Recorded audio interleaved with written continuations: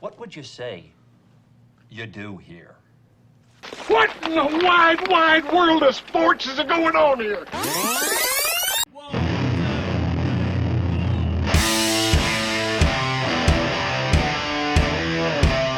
You're listening to The Review on the OSG Podcasting Network.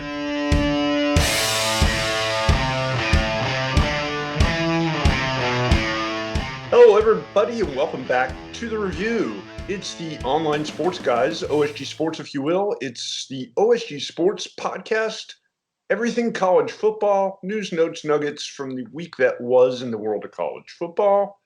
We are the online sports guys. He is OSG Nelson. I am OSG Phil, and we are here to talk college football. John, still, I guess now 2-3 weeks running now, probably the biggest, most talked about story, at least on some levels.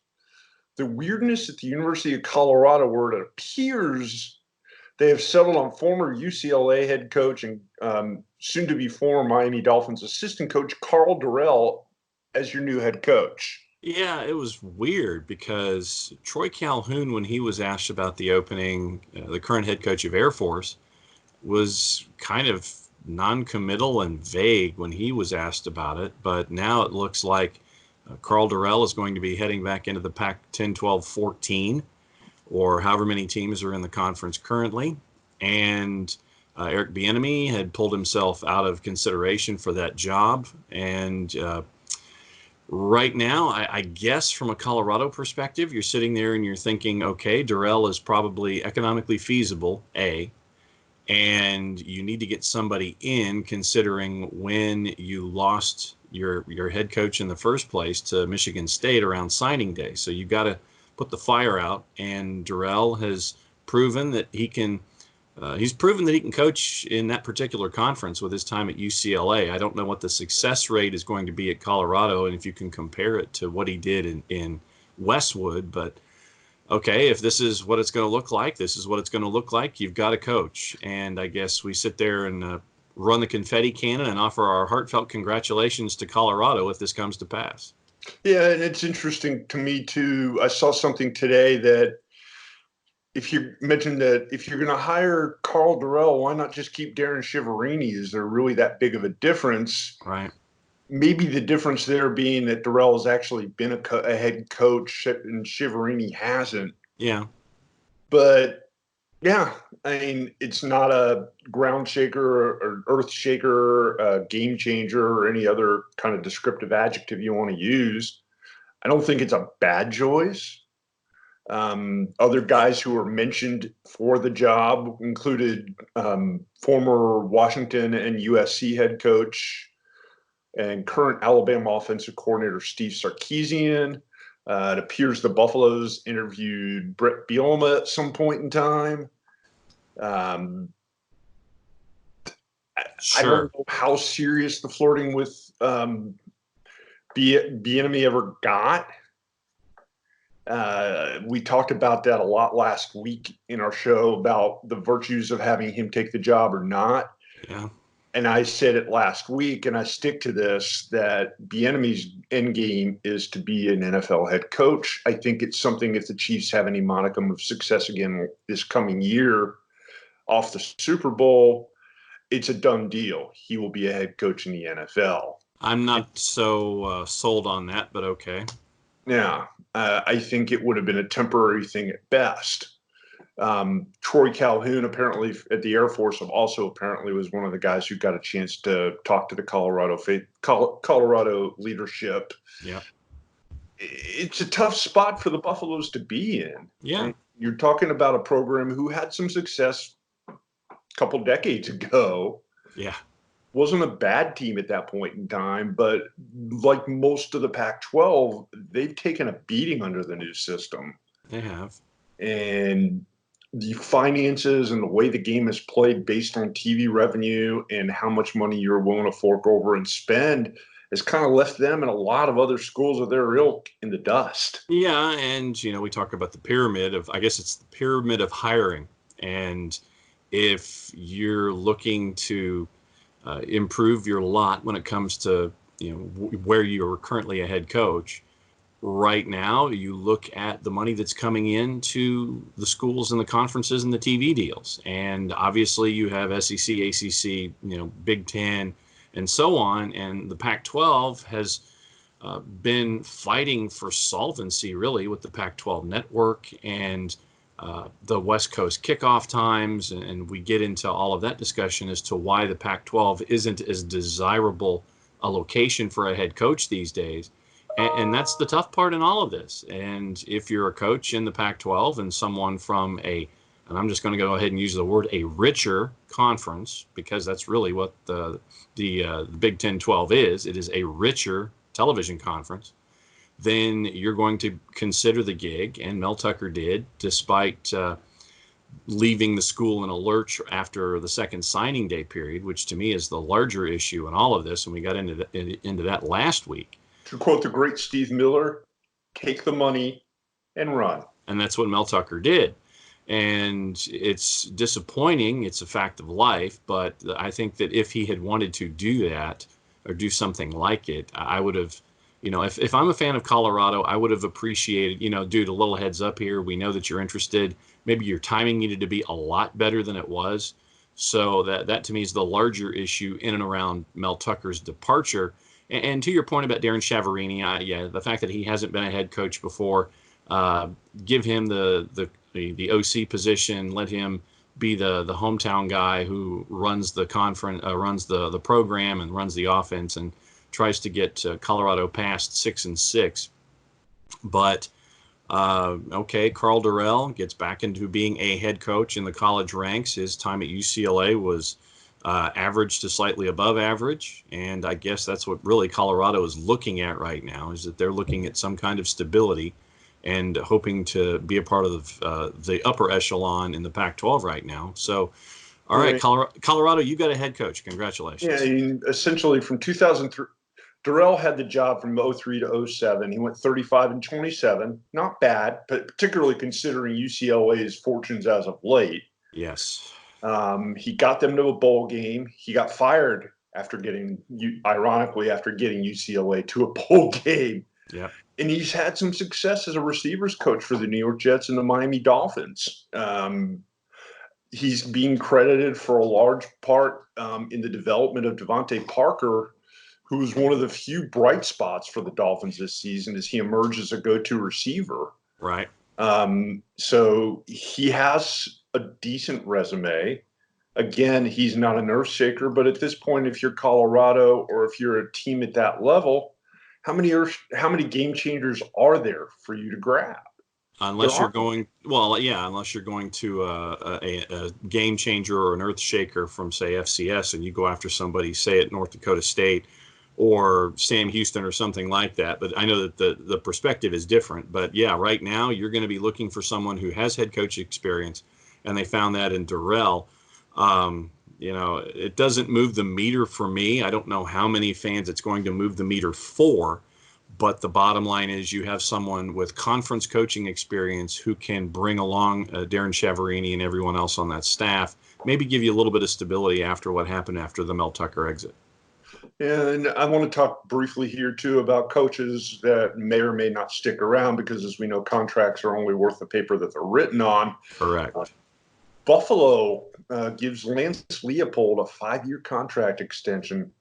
Good move for the Buffs. I call them the Buffs. They're not the Buffs. They're the Bulls. The Bulls. But good move for Buffalo. Leopold, 31-32 over the last 5 seasons. He's already got them some success and into some bowl games in the MAC. They've been a player at that level, and they've locked up a coach, at least for the time being, barring him getting too successful and somebody else saying, maybe he'd be a good fit for us.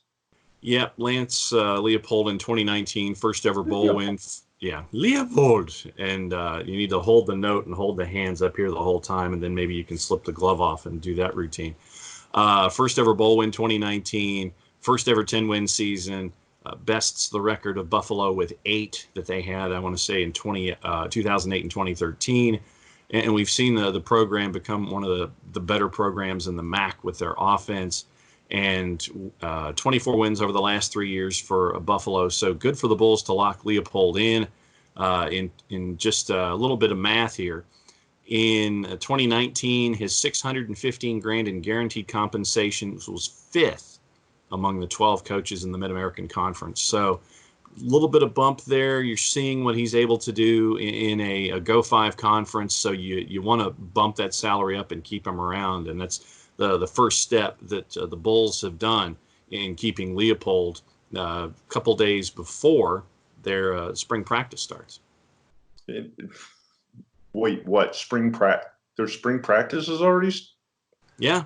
2 days. It was announced before the Bulls football team kicked off their 6th spring practice under Leopold. So I'm guessing that it's still winter practice, but they're calling it spring practice, and so the Bulls are getting back at it. They will, if they wear their blue outfits, it will be the only thing that you'll be able to see if they're practicing outdoors because of all the snow drifts. That's how you know that there are players there. You'll see maybe green. You'll see a green field that's artificially there, and you'll see players wearing blue with blue helmets. But that'll be the only way that you can tell unless they do it indoors, which probably is the safer play. Maybe they're just applying the logic that baseball does because spring training has started for Major League Baseball. But it's the last week of February. Correct. Hey, if you've won 24 games in the last 3 years, you're doing something right. And if that means that you're starting your practice late February, you're starting your practice late February. But hey, it gives us something to be excited about because that means everybody else's spring practice is just around the corner. Correct. Most of them go the end of March, beginning of April. Yep. When it actually really is spring. Mm-hmm. And some of the snow may have started to melt in Buffalo by that point too. Yeah, really?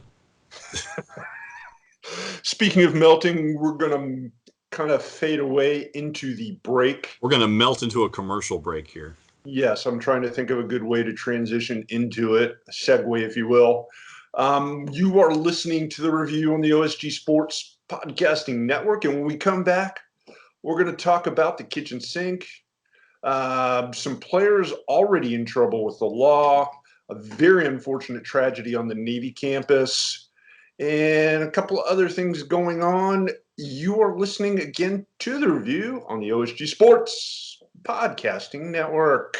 The online sports guys would love to hear from you. Go to our Twitter page at OSG Sports for a comment, rant, or just whatever's on your mind about college football. Soccer Down Here is sponsored by Appolinsky & Associates, LLC, personal injury lawyers with over 30 years of experience. Call Steve Appolinsky at 518-350-4231 or email him at steve@aa-legal.com if you need help with a wrongful death or serious injury matter. Steve Appolinsky is rated one of the top 100 trial attorneys in Georgia, recognized as Legal Elite by Georgia Trend magazine for being one of the most effective lawyers in Georgia. If you want to scale a mountain, buy boots. If you want to turn your crush into something more, say hi. At Country Financial, we know protecting the things you love and preparing for tomorrow start with simple steps. So we help you take small steps today with insurance and financial services that can have a big impact on your family's future. For all your home, auto, and life insurance needs, call Jason Wright at 678-568-6871. Welcome back. Your dreams were... Thank you for sticking around, everybody. This is the second block of the show, The Review. It's our college football show where we talk news, notes, nuggets, and things better left unsaid here in the world of college football during the offseason this year. Some horrible news this week. As late Thursday night, we found out that Navy offensive lineman David Forney was found dead in his dorm room at the age of 22. Cause of death at this point hasn't been announced. Forney had played for 3 straight years. Started 13 games this past season as a senior in 2019 at left guard and was an American Athletic Conference lineman. Heck of a football player. Horrible loss for the Naval Academy and for his family. Yep. According to the Academy, he was a member of the 9th Company, a poli-sci major, would have graduated May 22nd, had been assigned to commission as a cryptologic warfare officer. So, future was there in front of him. Navy offensive line coach Ashley Ingram says, all-time great Navy offensive lineman. So much more than that. He was the heartbeat behind this season's record-breaking offense. Loved football. His teammates in the Naval Academy. He'll be sorely missed, but his legacy will live on. Love and prayers go out to his family and the Brotherhood. RIP number 68. Obviously, tough time right now, and that's an understatement for the Naval Academy and everyone who's attached to it. You can look up what Forney meant to the program pretty much in any release or any story that's come out. Kenyu Matalolo has talked about it. Chet Gladchuk has talked about it. But obviously, 22 is far too soon to lose someone like this. And as you said, no cause of death determined. We'll keep an eye on that in the coming weeks. Hate to hear that. Yep. Moving on to a different topic. For those of you not in the know for college football, during the offseason, there's been an ongoing joke really for about the last 10, 15 years now about the Fulmer Cup, which is an unofficial tally of players who get themselves mixed up with the legal system. In trouble. Breaking the law. And we start with the Indiana Hoosiers, where last year's starting tight end Peyton Hendershot was arrested after an altercation with his ex-girlfriend in Bloomington, Indiana. He is facing felony residential entry charges, along with misdemeanor domestic battery, criminal mischief, and criminal conversion, which is a charge against a person who knowingly or intentionally exerts unauthorized control over property. I'm not sure exactly what that means. Hendershot was a redshirt sophomore and spent the night in jail. He was a third-team All-Big Ten player last year, 52 catches for 622 yards. This is not good. No, it's not. And some news also out of the AAC. Former Rice football player has acknowledged his role in the death of an ex-teammate. Early March of 2018, Rice football player Blaine Padgett was found dead in his apartment after he failed to show for a football workout, and a wellness check was performed. Late June of 2018, it was determined his death was caused by the toxic effects of carfentanil, which is described as being designed originally as an elephant tranquilizer. 7 months later, former Owls defensive lineman Stuart Mushantoff was charged with manufacturing or delivery of a controlled substance in connection to Padgett's death. Authorities allege that it was Mushantoff who sold Padgett the pills that directly led to his death. That charge was a second-degree felony that carries a penalty ranging from 5 years to 99 or life in prison. Thursday, Mushantoff pleaded guilty to conspiracy to possess with the intent to distribute, causing the death, and possession with the intent to distribute, causing death. Mushantoff sentenced May 14th, facing 20 years to life and a fine of up to $1 million. Mushantoff was a defensive tackle at Rice from 2012 to 2015 after beginning his career at Blinn Junior College in Kansas. Wendy Marsh Padgett, Blaine's mother, tells the Houston Chronicle, quote, "You've got to remember he played football with Blaine for a year, so he saw him on the football field. It'd be different if we didn't know him at all. It's hard to see him and think about it. He has family. We just miss Blaine terribly, miss him every day." So that's news out of the Rice family with what's going on with the Owls of the past. And then there's trouble in Columbus. The Ohio State Buckeyes dismissing two football players, Amir Reep and Jason Wint, after each were indicted on 2 counts of rape and a count of kidnapping on Friday. The 21-year-olds had pled not guilty to charges that they held a woman against her will and raped her earlier in February. They both did go not ahead. Coach Go ahead Ryan and read it. long to make them both go away.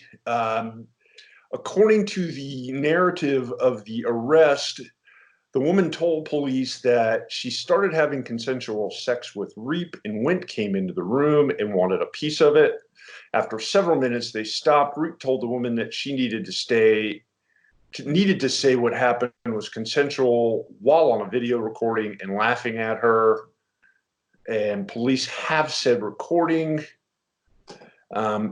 If convicted, both guys face 33 years consecutive terms and must register as sex offenders. Both players were angling for playing time with the Buckeyes in 2020, a team that lost quite a few defensive backs. Thankfully, Ryan Day didn't even wait to hear the outcome of this. He just said, nope, you're gone. Kudos to him for acting immediately. Some troubling news, a bad one there. And Texas head coach Tom Herman, according to OrangeBloods.com's Anwar Richardson, has suspended wideout Kennedy Lewis. The freshman will miss spring practice with the team, appears to be in line to return in time for summer workouts.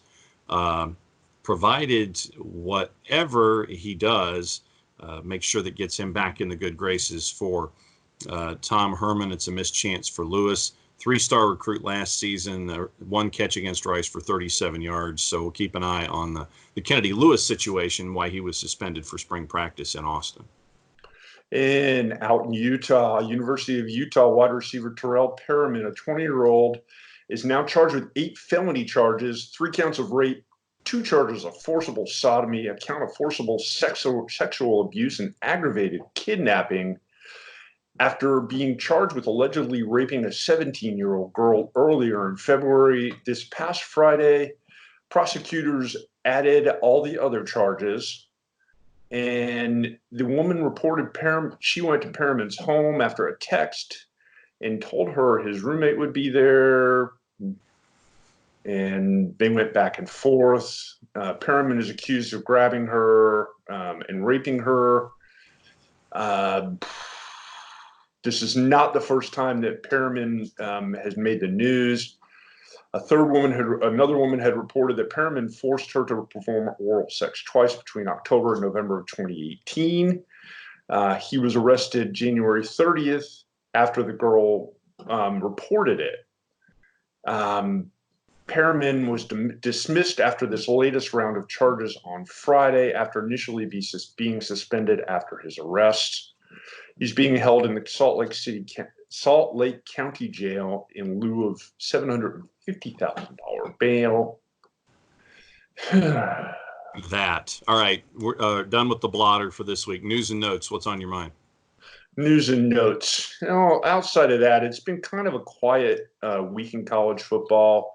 We're heading toward the NFL scouting combine, which means college football's best and brightest over the past season. Draft-eligible kids are going to get to show their wares at the end of March, beginning of April for NFL scouts. That's probably the biggest talker. Clemson and Georgia, and they're not going to play each other in either city. Yeah, I was getting to that. That's probably the biggest news from the week in the news and notes section. And that's when 2 of college football's probably 5 or 6 biggest programs announced they're going to start the 2021 season, kicking it off in Charlotte, North Carolina. Ooh. Georgia and Clemson's longtime perennial rivals will have the toe meet leather at Bank of America Stadium, September 4th, 2021. A game that a lot of people are going to be looking forward to, because even though Clemson may be without Trevor Lawrence, Georgia may be without an assortment of kids who graduate and get drafted in the NFL, at the end of the day, they are still 2 of the 6 or 8 teams who will be every single year in contention for the National College Football Playoff, which means this takes on a big stake. And the other thing that I found interesting about this, John, and please chime in after I'm done. Sure. Georgia paid San Jose State to not play in September of 2021. And San Jose State, to their credit, found another taker, somebody else to play a game that day. So basically, San Jose State is going to make a couple $1 million cold for playing one game. Yeah. Instead of a high six-figure payout for coming to Georgia. They're going to play a game they might actually have a chance of winning. Not bad. Well, and San Jose State, in turn, goes to Southern Cal for that game in 2021. Southern Cal is now in the process of paying off Cal Davis, the original opponent there, so they can take an FCS opponent off the books, bring in San Jose State. So San Jose State basically gets to double dip. Cal Davis gets a payday, and that game is now set for September 4th, 2021 at the Mausoleum. San Jose State's getting $1.8 million from UGA to cancel. And so, yeah, so you're going to get 1.8 to cancel plus whatever you're getting from Southern Cal to participate in that particular matchup. So that's a good payday for San Jose State. Another couple of programs, I don't know if you want to call it a good payday, but what it does is it may help their bottom line. Something that we stumbled across in New Mexico. The Albuquerque Journal has an article where there's a measure currently in the New Mexico state legislature that could wipe out the debts on the books that New Mexico and New Mexico State currently have, about $7.5 million total, because the motion that was put forth by one of the state representatives, State Senator John Arthur Smith, he wants them not to take these money games that are a part of homecomings for a lot of the Power Fives and things like that. And so, payday games. And the senator told the Journal, quote, "I'm sick and tired of both universities having to take money games. We're not competitive. We're getting crushed. But they've got to play those games to get enough money for their athletic departments." So what the senator is wanting to do is wipe these debts off the books, try to discourage taking money games and have them be solvent and within their own means geographically. It's an interesting idea, but I don't know how long you could maintain this kind of behavior and still be a solvent athletic program. I think this is something that we're heading towards here over the next decade, for the simple fact that we've seen over the last 6 to 9 months, a lot of teams announced that they're playing, Power 5 teams announced they're playing other Power 5 teams as their non-conference matchups instead of playing the New Mexico States of the world to collect that payday. The competition demands it almost at this point. And I mean, we could do a whole podcast on, and we've talked about it at length on some of our other shows, about the economics of college football. And the economics of college football are great, but at the end of the day, in order to satisfy the TV audience, you're going to have to get games where the big boys are playing the big boys, or nobody's going to tune in. And does it hurt the little guys, the New Mexicos and New Mexico States of the world? Absolutely. No question about it. But there's no point, to me, the idea of a payday game where before they ever kick the ball off, the game's going to be 51-0. Yeah. What's the point of playing the game? I mean, yeah, sure, I get you get $1 million for going there. Or in the case, San Jose State would have gotten $1.8 million to go play at Georgia, to get their butts kicked by Georgia. But it defeats the purpose of competition. We've talked about in the past how Nick Saban has gotten on the Alabama fan base for not coming out to their cupcake games. Yeah, but would you want to see a cupcake game? No. Yeah, and that's essentially what this is. Does it need to be legislated by a politician? No. None of their freaking business. But the fact that he's the guy who's coming forward to present this idea. Yeah, I mean, I get it from that perspective. They're having to help supplement the school to keep them functional, but we're about to see the era of the big boys getting richer, and everybody else is going to either have to find another way to play college football, another platform to play college football on an economic scale that works for them, or you're not going to have smaller college football teams. It's just not possible. In Division I, I think that they would probably end up dropping to FCS, D2, D3, or NAIA, like the discussion we were having with Eastern Washington.